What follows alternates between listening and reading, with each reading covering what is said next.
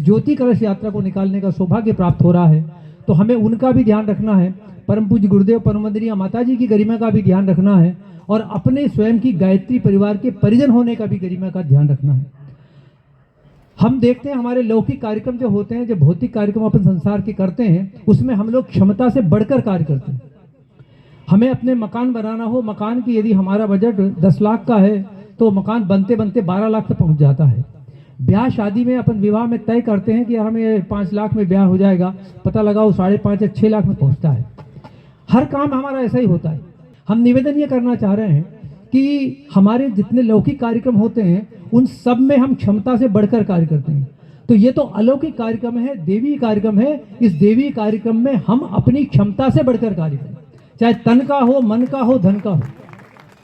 परम पूज्य गुरुदेव का 1984 में लिखा हुआ वो पत्रक, जिस समय वो सूक्ष्मीकरण की साधना में जा रहे थे, तब उन्होंने एक पत्रक मार्गदर्शन के लिए शांति कुंज में रहने वाले भाइयों बहनों के लिए लिखा था, और उसका नाम है, आप सब भली भांति जानते हैं, अपने अंग अवयवों से। उस अपने अंग अवयवों में से परम पूज्य गुरुदेव बड़ी अच्छी बात लिखते हैं, और उसका क्योंकि परम पूज्य गुरुदेव साधारण नहीं असाधारण है, वो लौकिक नहीं अलौकिक हैं, वो अवतारी सत्ता हैं। उनकी तप की लेखनी से लिखा गया एक एक शब्द, जो आज से चाहे 50 साल पहले लिखा हो, 60 साल पहले लिखा हो, वो आज भी हम सबका ही नहीं बल्कि पूरे विश्व के लोगों का मार्गदर्शन करता है। उस अपने अंगों से पत्रक में एक स्थान पर परम पूज्य गुरुदेव लिखते हैं कि कथन का सारांश इतना ही है कि नित्य इस बात का चिंतन करें कि हम जो कर सकते थे उसमें कहीं राई रत्ती कमी तो नहीं रही। ऐसा परम पूज्य गुरुदेव लिखते हैं उसमें। तो हमारा निवेदन है आप सबसे यह है कि उस पत्रक की ये लाइन है, जरूर रोज पढ़ें अपन, और रोज जब प्रातःकाल उठें तो उसमें देखें कि हम जो कर सकते थे, नित्य अपनी अंतरात्मा से पूछें, जो हम कर सकते थे उसमें कहीं राई रत्ती कमी तो नहीं रही। आलस्य और प्रमाद को हमारे क्रियाकलापों में चुपके से घुड़ने का अवसर तो नहीं मिल गया, अनुशासन में व्यतिरेक तो नहीं हुआ, अपने कृत्यों को दूसरों से अधिक समझने की अहमता कहीं आप में छद्म रूप से सवार तो नहीं हो गई। ऐसे 4 प्रश्न परम पूज्य गुरुदेव उसमें लिखते हैं। ये नित्य पूछना है। हमारा आप सबसे हाथ जोड़ के निवेदन है। एक हमारी जो प्रार्थना शांति कुंज में होती है, पता नहीं आप लोग अपन यहाँ करते हैं या नहीं करते हैं, हमने तो उसे अपनी जीवनचर्या का अंग बना रखा है, और आपसे भी निवेदन करेंगे कि उसको अपनी जीवनचर्या का अंग बनाइए। शांति कुंज में जब हमारी दिन की जो शुरुआत होती है, जो प्रारंभ होता है, शुभारंभ होता है, वो प्रातःकाल 4:30 बजे गायत्री मंत्र से होता है, और गायत्री मंत्र के बाद में एक प्रार्थना होती है, वह शक्ति हमें दो दया निधि कर्तव्य मार्ग पर डट जाएं। उसकी जो अंतिम स्टेंजा है, अंतिम स्टेंजा में है कि निज आन मान मर्यादा का प्रभु ध्यान रहे, अभिमान रहे, जिस देश देवभूमि में जन्म लिया बलिदान उसी पर हो जाए। तो वो जो पहली लाइन है, निज आन मान मर्यादा का प्रभु ध्यान रहे, अभिमान रहे, तो हमें अपनी आन मान मर्यादा का ध्यान रहे। हम इस समय साधारण नहीं है। जब आप इस दिव्य कलशों के साथ में जाएंगे तो हम साधारण नहीं असाधारण हैं, क्योंकि ये कलश साधारण नहीं है। पिछले वर्ष जो हम गांव-गांव में घूमे थे, वो जो कलश हमने लिए थे, वो कलश हमने अपने शक्ति पीठों पर, अपने प्रज्ञा पीठों से तैयार किए थे, और अपने द्वारा जो कुछ हमने बोल सकते थे मंत्र वगैरह, वो बोला। हमारे मंत्रों में उतनी शक्ति नहीं होती, लेकिन ये जो कलश हैं, ये परम श्रद्धेय डॉक्टर साहब, परम श्रद्धेय दीदी, उनके द्वारा अभिमंत्रित है, और पूरे 24 घंटे तक, पिछले वर्ष आप सब भी गए होंगे 29, 30, 31 दिसंबर को शांति कुंज में, तो ये पूरे 24 घंटे तक सजल श्रद्धा प्रखर प्रज्ञा पर रहे हैं। और उसके बाद यहाँ उज्जैन में जब से आगमन हुआ है इनका, तब से निरंतर इनके सामने गायत्री मंत्र का जप चल रहा है। तो अब ये कलश साधारण नहीं असाधारण है। तो इनके साथ में जो व्यक्ति हम सब चलने वाले, हम सब भी असाधारण हो गए, हम सब भी अपने दिव्य हो गए। तो हमारे अंदर ये गरिमा का ध्यान रखना है कि इनके साथ में चलते हुए हम अपने आप की दिव्यता का अनुभव करें कि हम साधारण नहीं। अब इसके साथ में एक तो हमें ध्यान रखें हमारी वेशभूषा ठीक हो। ऐसा ना हो कि हम पेंट शर्ट में ही चल दें, उन्हें कहा चलो चल जाएगा, पजामा ना पहने। हमारे अंदर वो साहस जगाएं अपन धोती का। अगर परम पूज्य गुरुदेव नहीं होते, गायत्री परिवार का स्थापना नहीं की होती, तो धोती अजायब घर की वस्तु बन गई होती। लोग पढ़ते कि धोती पे कोई वस्तु हुआ करती थी, क्योंकि धोती पहनने वाली पीढ़ी तो खत्म हो गई। लेकिन ये गायत्री परिवार को, परम पूज्य गुरुदेव को ये जाता है श्रेय सारा का सारा। उस धोती का पुनर्जीवन किया, यज्ञ परंपरा का पुनर्जीवन किया, संस्कारों की परंपरा का पुनर्जीवन किया, सबको पुनर्प्रतिष्ठापित कर दिया। तो अपन जब जाएं इसमें तो धोती कुर्ते में ही जाएं, और संभवतः पीले वस्त्र पहनकर जाएं। अपना गौरव का अनुभव करें, अपने प्रतीकों को धारण करने में गौरव का अनुभव होना चाहिए। परम पूज्य गुरुदेव ने हम लोगों के लिए सूर्य से इनको मांगा है, इसको वस्त्रों को, साधारण नहीं है ये। तो वो अपन एक ध्यान में रखें। दूसरा एक और निवेदन विनम्रता पूर्वक करना चाहेंगे कि ये ना देखें कि कौन क्या कर रहा है, उसने किया नहीं किया। ये बात यदि हम सोचेंगे कि यार वो तो कर ही नहीं रहा है, वो तो हो नहीं रहा है, तो फिर ठीक नहीं है। क्योंकि अपने अंग अवयवों से जो प्रपत्र लिखा है गुरुदेव ने, उसमें एक बहुत अच्छे छठे स्टेंजे में पैराग्राफ में गुरुदेव बहुत अच्छी बात लिखते हैं। उसमें लिखते हैं कि साधन, योग्यता एवं शिक्षा की दृष्टि से हनुमान उस समुदाय में अकिंचन थे, परंतु जब महती शक्ति के साथ पूर्ण समर्पण के साथ जुट गए तो लंका दहन करने, समुद्र छलांगने, पर्वत उखाड़ने, राम लक्ष्मण को कंधे पर बिठाए फिरने का श्रेय उन्हें ही मिला। आगे गुरुदेव लिखते हैं, हम में से प्रत्येक परिजन से हमारी अपेक्षा कोई भी हनुमान से कम स्तर का ना हो। तो हनुमान जी क्यों लिखा उन्होंने? वो ये भी लिखा कि हनुमान अंगद जैसा ना हो, हनुमान अंगद जैसा हो, हनुमान अंगद सुग्रीव जैसा हो, सुग्रीव विभीषण जैसा हो। ये सब भी तो उत्कृष्ट थे। हनुमान का उदाहरण इसलिए दिया, प्रत्येक परिजन, यहाँ युवा होने से आशय नहीं है कि हनुमान मतलब है वो युवा है। हम अक्सर हनुमान को कहते हैं जो ज्यादा काम करता है उसको हनुमान। ज्यादा काम करने वाला हनुमान नहीं होता, जो हनुमान की योग्यताओं को धारण करता है वो हनुमान है। तो हनुमान की योग्यताएं कौन सी है? गुरुदेव के स्थान पर लिखते हैं उसमें, जब लंका दहन के लिए जाए थे, उसके पहले समुद्र सीता माता की खोज करने, तो साथ में जो दक्षिण दिशा में जो दल गया था उसमें नायक किनको बनाया था? अंगद को बनाया था। और अंगद की क्या स्थिति थी? अंगद तो ये समुद्र किनारे जब वहां गए तो आंखों में आंसू आ गए। कहे अंगद लोचन भरी बारी, दू भांति हुई मृत्यु हमारी, यहाँ न सुति सीता के पाई, वहां गए मारे कपिराई। भैया यहाँ तो सीता की सुधि नहीं ली, और सुग्रीव ने बोला था बिना सुधि लिया है उसको मार दिया जाएगा। तो ऐसा था वो सेना नायक। अब लेकिन हनुमान जी उसमें कुछ नहीं बोले, और जब लंका पार जाने, समुद्र पार जाने की बात आई तो अंगद ने तो हथियार डाल दिए। अंगद ने कहा, अंगद कहीं जाऊं मैं पारा, ये संशय को फिरती पारा, नायक बना के भेजा था। लेकिन यहाँ पर वरिष्ठ लोगों की विशेषता थी। जामवंत वरिष्ठ थे, जामवंत ने तुरंत बात संभाली और क्या कहा? उनसे तुरंत कहा कि यद्यपि तुम सब लायक हो, पठी किमी सब ही के नायक, तुम सबके नेता हो, तुमको थोड़ी भेजेंगे, तुम कहोगे तब भी नहीं भेजेंगे। बात संभाल ली। तो और फिर क्या हुआ? फिर हनुमान जी को भेजा। हनुमान जी जब गए और सुधि लेकर के आए, सब कुछ हुए, तो हनुमान जी ने जो किया, एक तो वहां ये करा कि जहां कोई संभावना नहीं थी, लंका निश्चर निकर निवासा, यहाँ का सज्जन करवासा, वहां देखा भवन, और समझ लिया कि एक आदमी हमारे यहाँ काम का है, और उससे अपना काम करवा लिया। तो हम गायत्री परिवार का परिजन, वो परिजन जहां पर यह संभावना ना हो कि यहाँ तो कोई नाम लेने वाला नहीं है, क्योंकि हमसे निर्देश भी यही मिला है। बार बार राजेश जी भाई साहब ने ये बात कही है, आदरणीय कुलमी जी भाई साहब ने बात की है, उन गांवों में नहीं जाना है जिनमें हमारी शाखाएं सशक्त हैं, समृद्ध है। वहां जाकर भी हमने जय जयकार करा ली, कलश का भव्य पूजन करा लिया, वो कोई हमारी उपलब्धि नहीं है।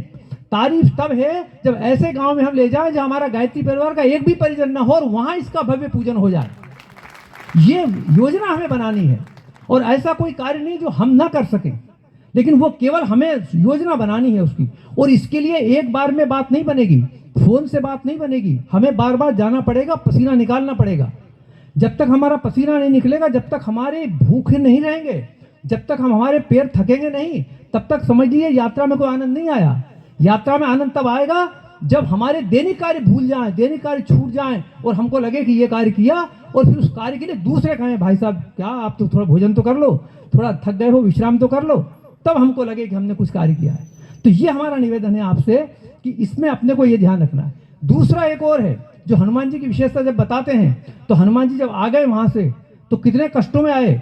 उनको पूंछ में आग लगाने की बात हो, सब करने की बात हो, बांध दिया गया, सब कुछ गया हो, जब वहां से लौट के आए तो हनुमान जी ने अपने मुंह से अपनी बात भगवान को नहीं बताई। किन्होंने बताई? रामचंद्र जी को किस्सा किसने सुनाया? सबके ऐसा ऐसा हुआ, जामवंत जी ने सुनाया।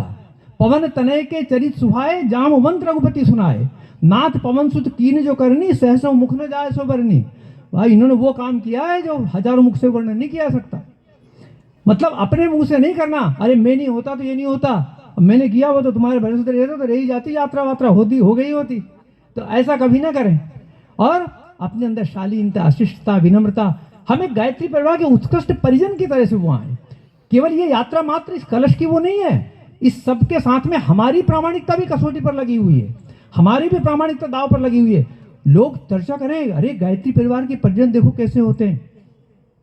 एक चर्चा अक्सर चलती है और वो ये कहती है कि भाई जो युवा होते हैं, युवाओं को सहयोग नहीं मिलता और जो वरिष्ठ लोग हैं उनको आगे नहीं लाते। हमने युवा देखे हैं और युवा ऐसे देखे और यहीं देखे हैं, अपने मध्य प्रदेश में ही देखे हैं, हमारा जहाँ जहाँ संपर्क पड़ा ऐसे ऐसे युवा देखें जो कार्य करते हैं, कभी भी वो मंच पे आगे आने की कभी चेष्टा नहीं करते। हमने देखे, हमारे नीमच के गिरिराज जी चौहान को देखा है, हमने हमारे देवास के प्रमोद निहाली जी को देखा है, हमने हमारे काला पीपल के कपिल परमार को देखा है, हमने हमारे अलीराजपुर जिले में एक छकतला गांव, छकतला के पास में गांव मूंडला शायद, और मूंडला के देवेंद्र भाईडिया ये युवा हैं और युवा प्रकोष्ठ जुड़े हुए हैं और इतना जबरदस्त कार्य करते हैं, कभी नहीं। हमारे मेवालाल जी पंडित जी को हमने देखा, इनकी एक विशेषता है, कभी भी इन्होंने अपने मुंह से किसी की बुराई नहीं की, आज तक कभी नहीं की किसी की भी। ये हमारे, और ये जिन लोगों के मैं नाम ले रहा हूं, इन लोगों ने भी कभी किसी की बुराई नहीं करी। गिरिराज जी जब ये 4-5 साल के थे तब गाड़ी का, जो गाड़ी होती है बैलगाड़ी, तो बैलगाड़ी पे कोई सामान रखा था, वो रखी थी नीचे, टेकी पे लगा हुआ था और ये उसके नीचे कहीं निकल रहे थे तो टेकी पे वो गिर गया इनके ऊपर, सिर के ऊपर, और बहुत जोर से चोट लगी इनको, छोटे थे और अस्पताल में जब ले गए तो डॉक्टर ने कहा ये आगे पढ़ नहीं पाएगा बच्चा, ये कहा था। लेकिन इनकी गुरु निष्ठा, इनका समर्पण, ये देखिए ये पीएचडी कर रहे हैं आजकल। तो कहने का मतलब, और इसके बावजूद भी तमाम तरह का इन्हें सहयोग नहीं मिला, लेकिन ये अपने कार्य पर निरंतर आगे बढ़ते रहे और बढ़िया जिला समन्वयक का दायित्व निभाते हैं, युवा प्रकोष्ठ का भी दायित्व निभाते हैं, सबको काम करते हैं। हमारा निवेदन ये है, हमारे अपने सामने जो हम उदाहरण रखें वो ऐसे उदाहरण रखें जिन्होंने अच्छे कार्य किए। हम कभी शिकायत न करें, शिकायत करने में आज तक किसी को कुछ नहीं मिला। समाधान ढूंढे और समाधान बताएं कि ये हो सकता है। अपना कार्य, अपनी लाइन बड़ी करें और वो करें, अपने उदाहरण प्रस्तुत कर दें और अच्छे उदाहरण हमेशा सुनाएं कि इन्होंने अच्छे कार्य किए। यदि हम बुरे उदाहरण सुनने लग जाए कि वो तो ऐसे करते हैं यार, वो तो हमेशा ये करते रहते हैं, तो उससे क्या होता है, परम पूज्य गुरुदेव के स्थान पे लिखते हैं, एक पुस्तक है उनकी, उस विचारों की प्रचंड शक्ति, उसमें वो लिखते हैं कि जब हम कोई बुरे विचार की कल्पना करते हैं, मतलब किसी की बुराई बताते हैं, इंगित करते हैं कि वो इस प्रकार का, तो उसके अंदर वो बुराई है या नहीं है ये तो बात का विषय है, लेकिन पहले हमने उस बुराई को अपने अंदर स्थान दे दिया।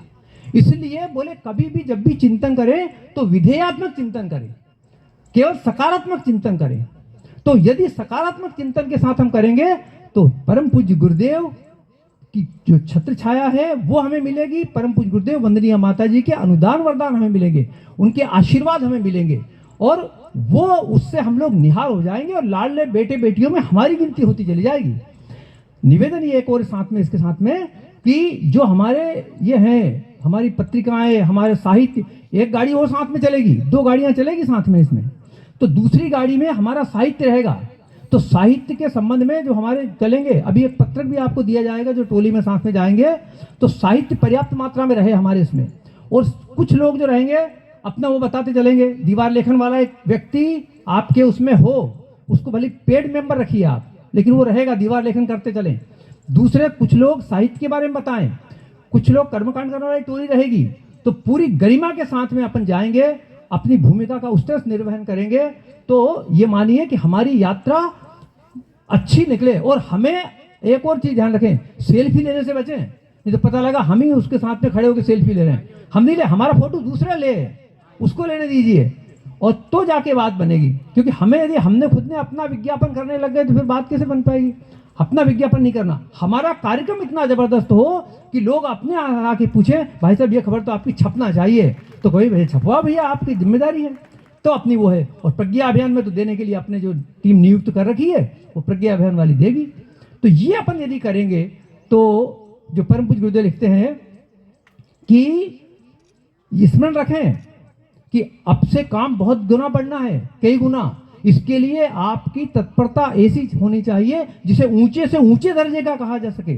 आपका अंतराल जिसका लेखा जोखा लेते हुए फूल न समाए और हम इतने बड़ी बन जाएं कि जैसे राम पंचायत में छठे हनुमान भी घुस पड़े थे, मतलब जहां जगह नहीं है वहां जगह हमको मिल जाए, तो ऐसे हम बन जाएं। लेकिन उसके लिए हमें अपना पूरा 100% 100% तन, 100% मन और 100% धन लगाना पड़ेगा। ऐसा ना हो कि यार ठीक है एक काम करना, तू चला जा यार, तो तू चला जा नहीं, हम जाएंगे, हमारे गुरु का काम है यार, मैं जाऊंगा आगे, तो आगे अपन बढ़े सबसे पहले, और मन से भी रहें और धन में भी पीछे ना रहें। क्योंकि ऐसा ना हो, हमारे गुरु बहुत बड़े हैं आदमी हैं, अपन बड़े बाप के बेटे हैं। हमेशा जो बड़े बाप का बेटा होता है ना, वो कभी भी अपने आप को कमजोर नहीं होता। तो इसलिए कभी भी किसी बात में पीछे नहीं हटना अपने को, और बढ़िया अपना वो रखना है, ऐसा रखेंगे। इसके साथ में और भी कुछ निर्देश है वो जो भाई साहब बताएंगे आगे बाद में। हमारा तो निवेदन बार बार आपसे यही है कि इस यात्रा में निकलने के लिए अपनी भूमिका का बढ़ चढ़ के हिस्सा लेना है।